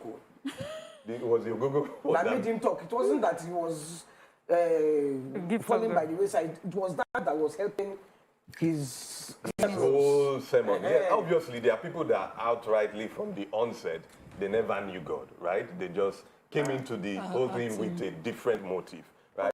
But at the same time, there are people who had good motives that also fall on the wayside. Then there are certain people who is just a matter of weaknesses, that they see. Is it not? Right. Let me pause you for a second, Yeah. because there's an issue I want us to come into. Because I mean, I know you're also into youth empowerment. That's right. And the fact that a lot of young people are in these churches. Many of these churches. Sure. I mean, you don't see people like mature people going, having this kind of experiences because we're past a certain level. So a lot of young people have questions. They have they have needs. They have desires. And when they look up to men like this, sometimes like that critical thinking is suspended. So how does religion stop us from thinking critically, analyzing the situation that, okay, is this from God? Is this true? Is this real? How do we, as young people, begin to think critically when we go to church? Yeah, so I think the pandemic shook everybody a little bit because now you couldn't go to the church and get your pastor to lay hands on you. You couldn't probably get an anointed bottle. Whatever thing that you have attached yourself with that you feel gives you the success you desire. So people started to analyze, okay, some people, because of their financial challenges during that lockdown, maybe couldn't give tithes or give as much. And they realized that, okay, their fundamental beliefs were now challenged to say, okay, why, and that is why it was a little bit hard to get people back into church because, they started to, I was doing okay, I didn't die. And I didn't pray as much, I didn't use the oil. So what is it that I need to, what is really this whole thing about? And that is when personal relationship with God, began to grow within a lot of spheres. And also, I think that for a very long time, a misinterpretation of God's character, a misinterpretation of who God is, has actually led people to live a life of religiosity and has shut up their brain because God's wisdom is supernaturally derived, but it has to still be naturally applied. So a lot of times what people think is that God will not do for you what he has empowered you to do for yourself. So the concept in which people have, put everything on God and absolve themselves from their own responsibilities has led people to, these kinds of things. Or the youths are not So are you saying that those anointing oil, we should forget about it? Well, I would say that there are different levels. As a babe, so when you are still a babe in Christ or when you are still a young person growing, there are certain things that are still allowable.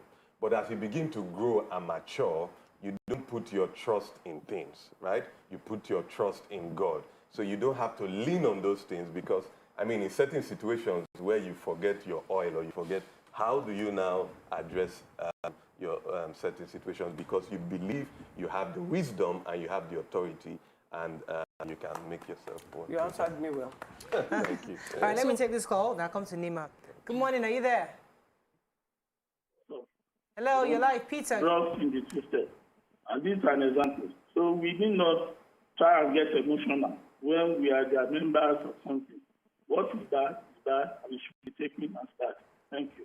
Peter, we didn't get that. I think he was speaking before we connected, so we didn't hear what you said at all. Go ahead. So yesterday on my way home, within the trade fair, you have to turn at the trade fair. I saw a young boy parked a bus, brought the entire works, a keyboard, all of that, and he started talking as if he was a pastor. The objective, of course, was to get a crowd. Yeah. And so two people had already, I think they're part of the acting, started with him. People thought it was funny because he kept saying, like he was seeing into their past and in their future. So for me, a lot of acting go into these things. And then people, because of we know the country is hard. We're looking for ways, and that's what some people say religion is the opium of man. You need a distraction, something else to give you relief from this whole hard life. You know, something else to put your trust in, something else to just sort of put it there and leave it there so that you don't have to think about it. That's right. And, you know, how do you talk to your own members now, if you have young people in your congregation? Yes. How do you talk to them when they see things like this? Should they be going after the miracle? Because they push too much of this miracle, breakthrough, you have to get money and all of that, instead of finding God. Let's break it into two. Okay. Get money. Miracles happen. Yes. Jesus himself performed miracles. So miracles do happen. So let's all separate it. Miracles happen. I want him to address, do miracles happen today? Let me say this. Yes. And I say this a lot in church, and I'll balance it. I believe God's best is not miracles. Let me explain. Miracles is divine intervention in crisis situations. So that means if you are living from miracle to miracle, you are living from crisis to crisis. So God will rather give you spiritual laws and natural laws you can work with. Now, every now and again, we need miracles, you know, just because of how we are living in a falling world and all that. But however, that's not what you live by, right? You live by those spiritual laws and natural laws. Let me give an example. Now, just like God appeared to Joseph. Joseph, the husband of Mary, they had Jesus. An angel, that is a supernatural being, appeared to Joseph and tells Joseph, you have to escape this night, right? Herod is going to kill you. You have to move immediately. Now, Joseph didn't call for an all-night prayer. He took his wife, entered a natural means of transportation, and escaped. And a divine purpose was fulfilled by natural actions. So that's why I said the wisdom of God can be supernaturally derived. It was an angel, quite all right, but there are still natural ways to act. Disappear, appear. So this is my that question. I thought Mariah wanted to. I believe in miracles. Yes. I have a miracle baby. Wow. I know what I went through. That's I know prayers get answered. That's right. But something had to be done. A bed rest had to take place. Yes. Some people lost their babies even though they did that. That's right. And I miraculously had mine. That's right. So that's a miracle. Awesome. I understand it clearly. Okay. Yeah. The world we're living in now, Nigeria as it is today, we're talking about young people, drug use, kidnapping, ritualists, and we have men of God preaching up and down, calling our youths every day together. You have a youth empowerment program. Have we overused our miracle bank? What is happening? Why is it that what is happening in church or what is being preached in church is not reflected in our young people today? Or is it because a lot of the pastors are... crime, cannabis taking? Well, I mean, I think we need to go back to our messages. Because like I said, the messages we preach from our platforms frame the minds of people. And we need to preach messages that show the true character of God, because a lot of people are just living in fear and they say they are serving God. Because it's just like during the pandemic where we had, or the COVID situation, and that when it was really high, Christians were fearful. So the question is, why were you fearful, or why are you fearful? If it is the end, you should be confident that your Father is coming. So a lot of people, or a lot of Christians, their religion is driven. A lot of people, their religion is driven by fear. You know, God is going to hit me if I don't do this. So it's transactional.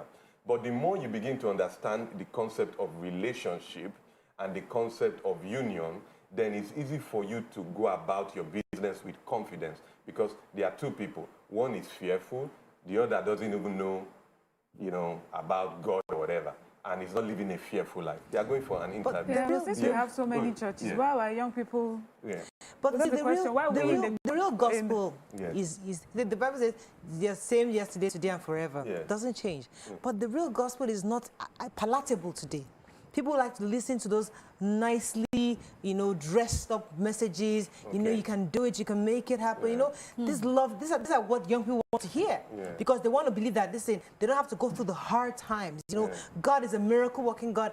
Snap my finger and it will happen. If I go to that office today, I mean, we see people that may get a job. You go to get a job and you say, my pastor said that you're going to give me this job today. So we just want those things happening. Is it that How hard is it as a pastor for you to go back to the original message of the gospel? Is that what you do, or how do you combine it, or do we have just go back to what the original message is?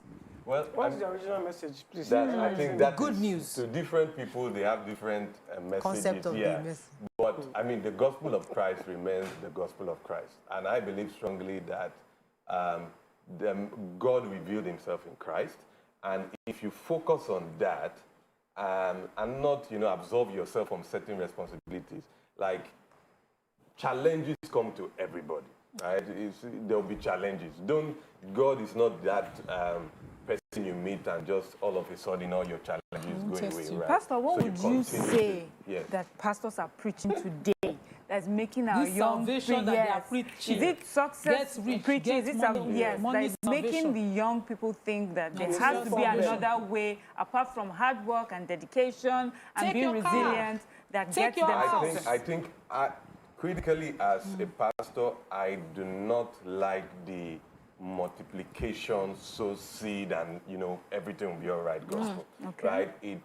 It especially when it's extremely preached. I believe in giving from a perspective of your responsibility. You're part of a family. I believe in giving as a sign of thanksgiving to God. But I don't believe in giving as a way of cajoling or trying to, provoke God. I don't really work with that, and I don't think that's the right way to look at it. We have to wrap up. What are you working on? I know you're youth. You're into youth ministry, That's and right. what are you working on? How do you help young people out there? All right. So, I'm a petroleum engineer. I run an oil and gas firm.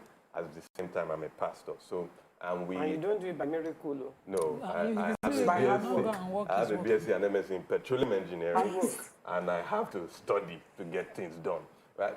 But what we do, which is what we have been pushing a lot with things like Crosspoint Innovate, is that we invite people, speakers and people who are doing well in their professional fields to come and train people.